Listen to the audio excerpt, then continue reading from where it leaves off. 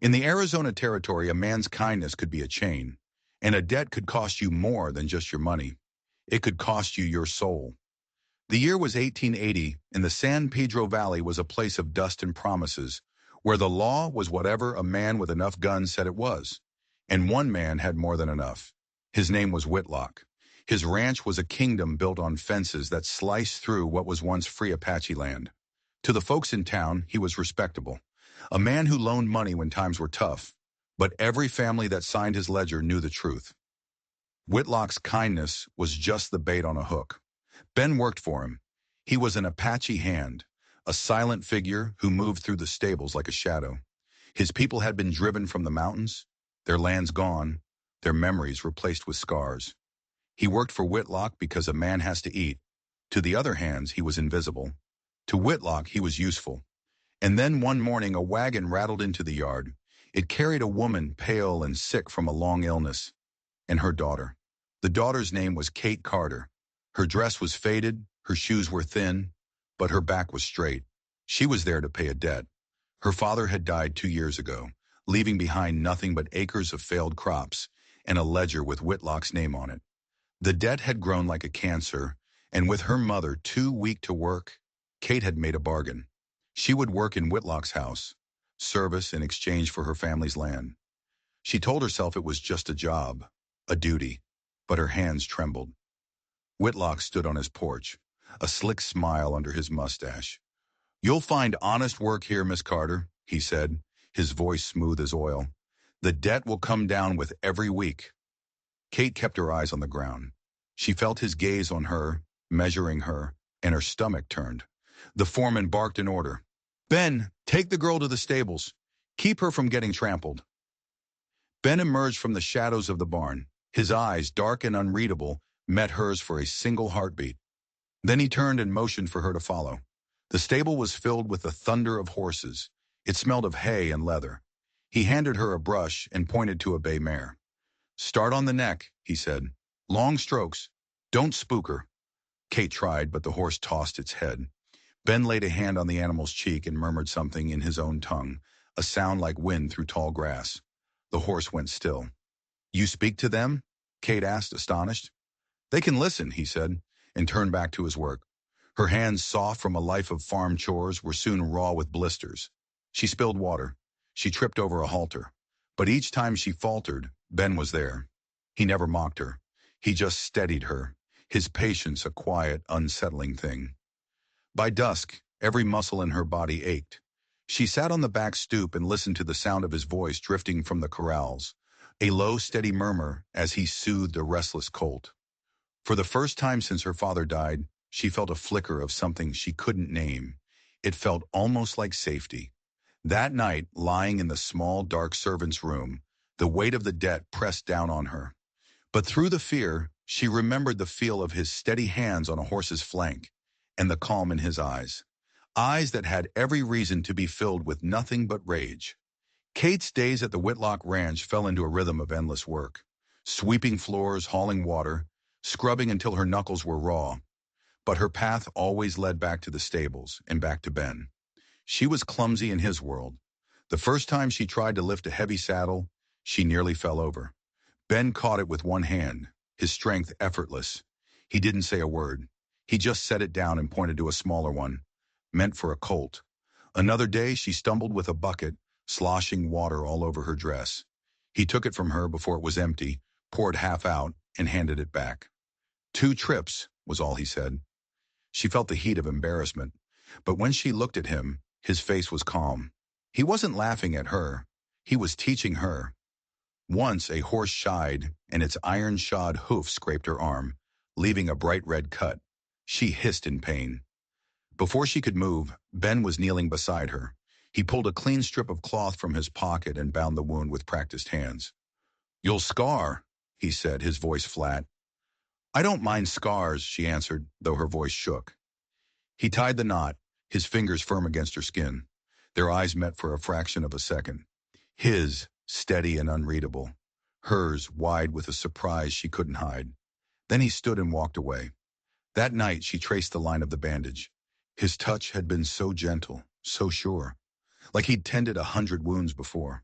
One evening, a storm rolled in, the sky turning a bruised black. The wind howled, carrying the sharp scent of rain. Kate was sent to help close the heavy stable shutters.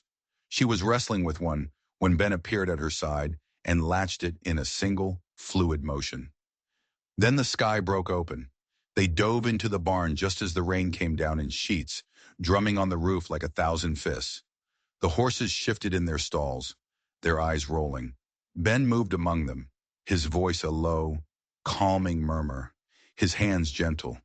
When the thunder passed, they sat on a bench near the tack wall, the air thick with the smell of wet hay.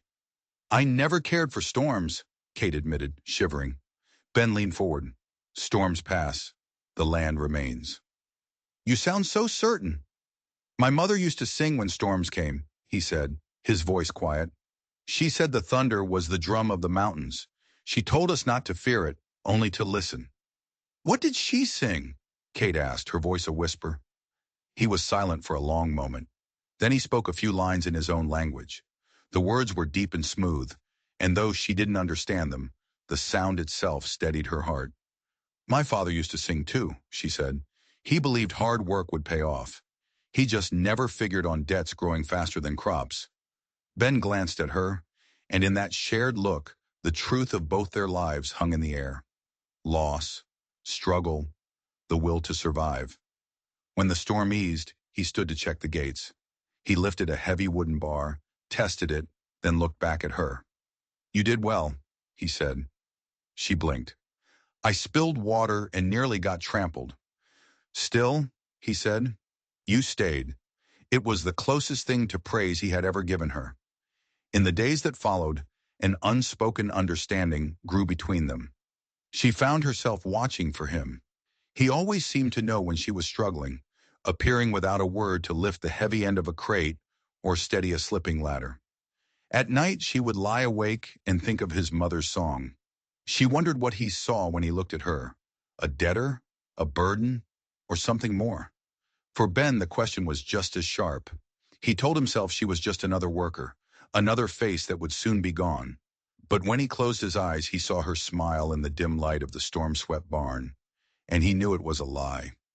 In the town of San Pedro, Mr. Whitlock was a pillar of the community. He was generous. He was refined. He had paid for the new church bell, but at home he was a king, and his word was law. Kate Carter had caught his eye the day she arrived. She wasn't broken like the others who came to work off their debts.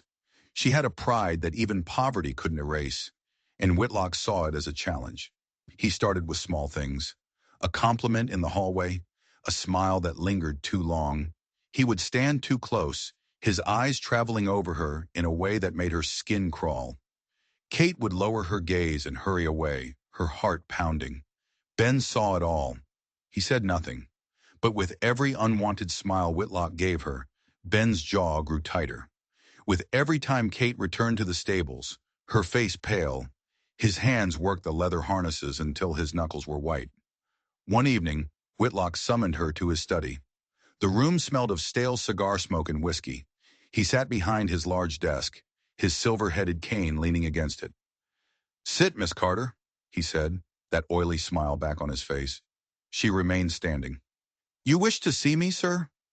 "You've done good work," he said, his eyes raking over her. "You've brought a freshness to this old house." He leaned forward. "Your father's debt is a heavy burden. Your mother's health is failing, but there are other ways to ease such burdens." Kate froze. "One night," Whitlock whispered. "That's all it will take. One night with me, and the ledger is wiped clean." Her breath caught in her throat. "Sir, I came here to work, nothing more." She turned to flee, but he was faster. His hands shot out, his fingers clamping around her arm like a vice. "You'll not walk away from me," he hissed, his whiskey-soaked breath hot on her cheek. "I own your debt, girl, and that means I own you."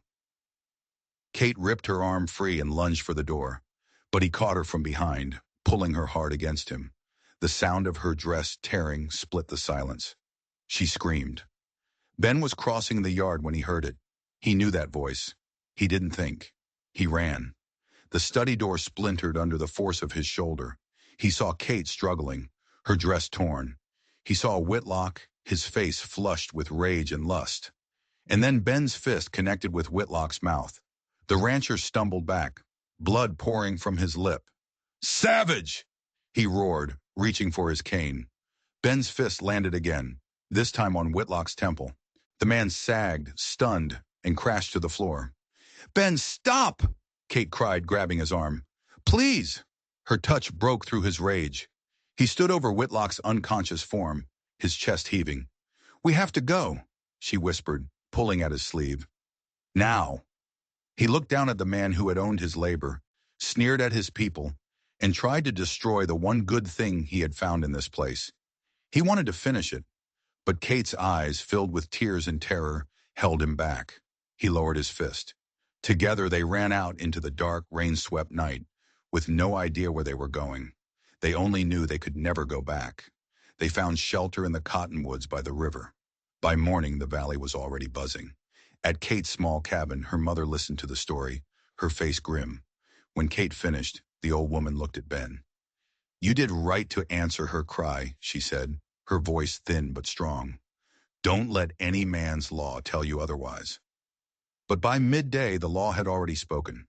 In town, Whitlock, his face bruised and stitched, stood on the courthouse steps. The sheriff himself nailed the notice to the post. "Wanted for assault and theft. Ben, the Apache hand, and Kate Carter, his accomplice. A reward for their capture." The story twisted as it spread. They beat him half to death.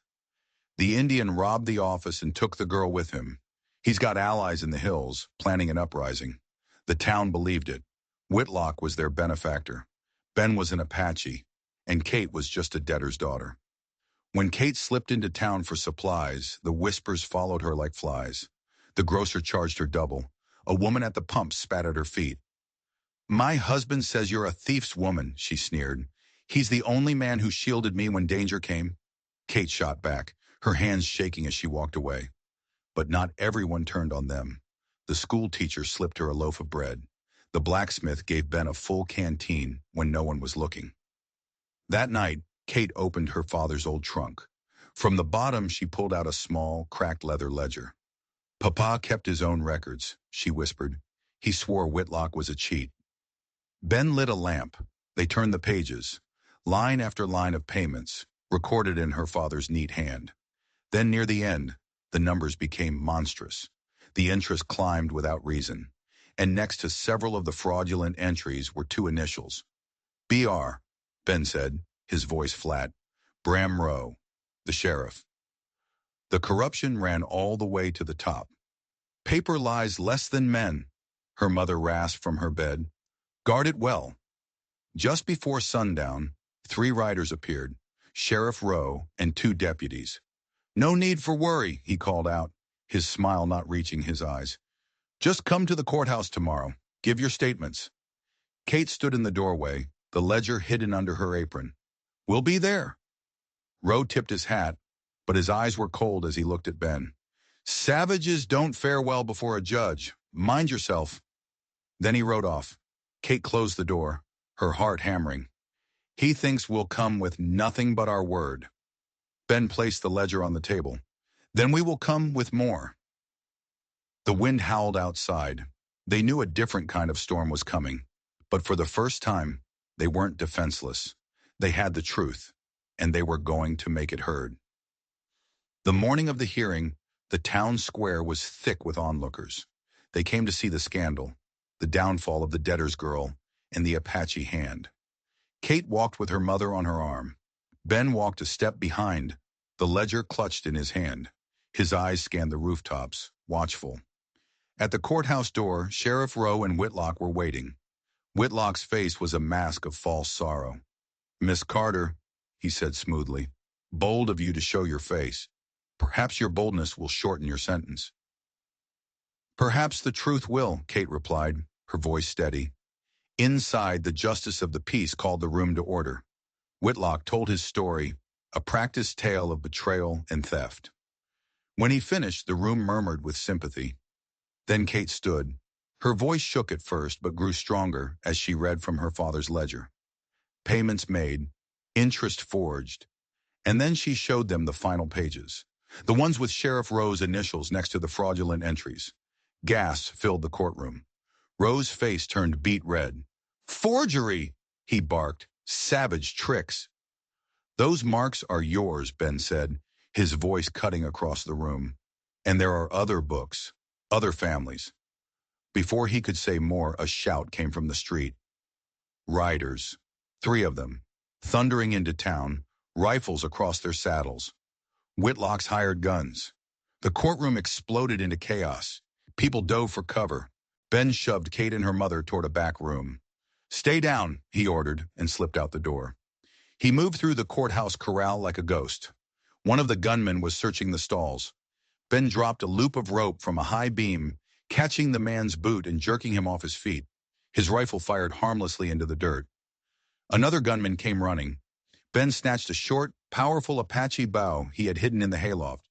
The arrow hissed through the air, striking the man in the shoulder and spinning him around. Ben closed the distance and dropped him with a single punch. The third gunman raised his rifle, but Kate appeared in the barn doorway, a pitchfork held like a spear, her face pale but furious. The gunman hesitated for a single heartbeat. It was all Ben needed. He lunged, tearing the rifle from the man's hands and slamming him against a stall.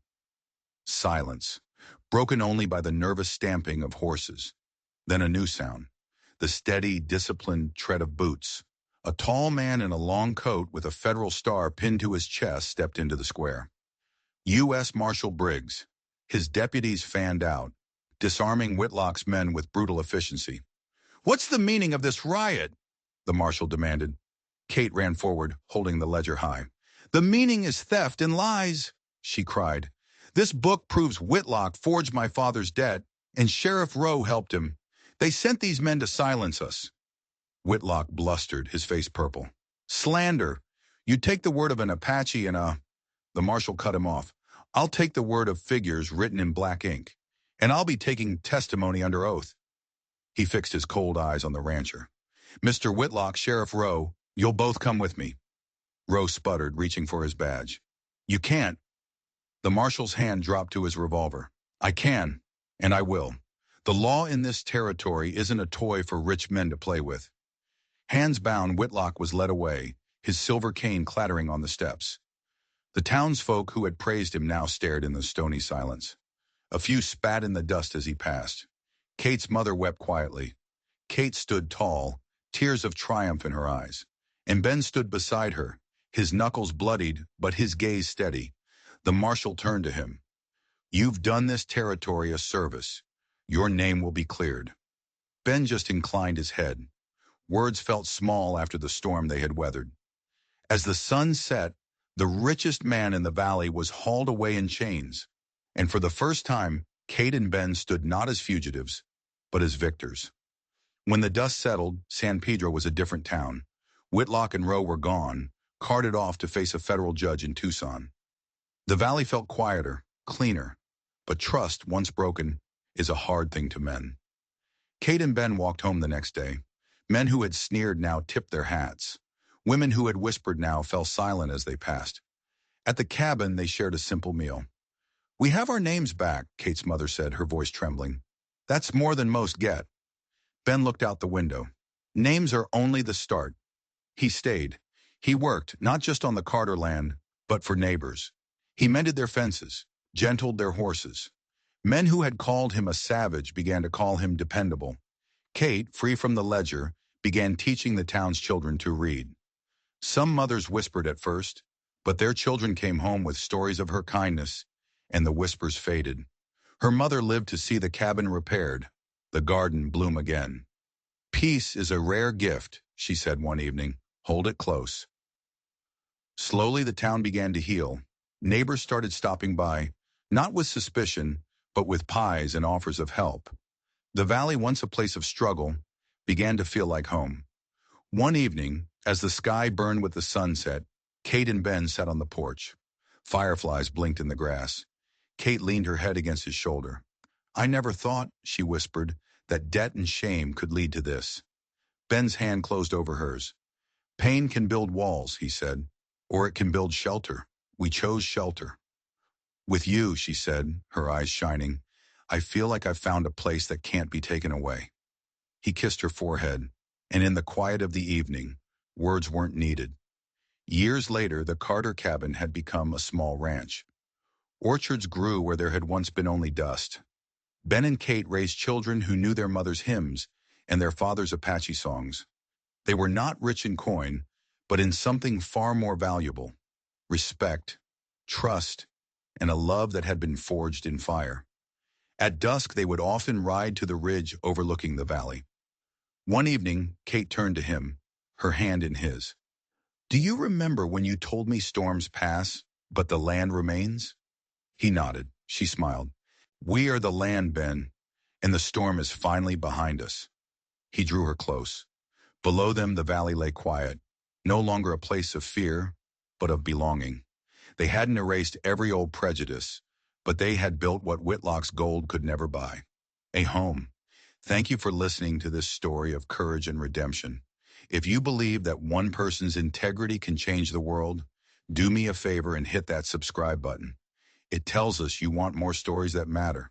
And trust me, we have a lot more to tell.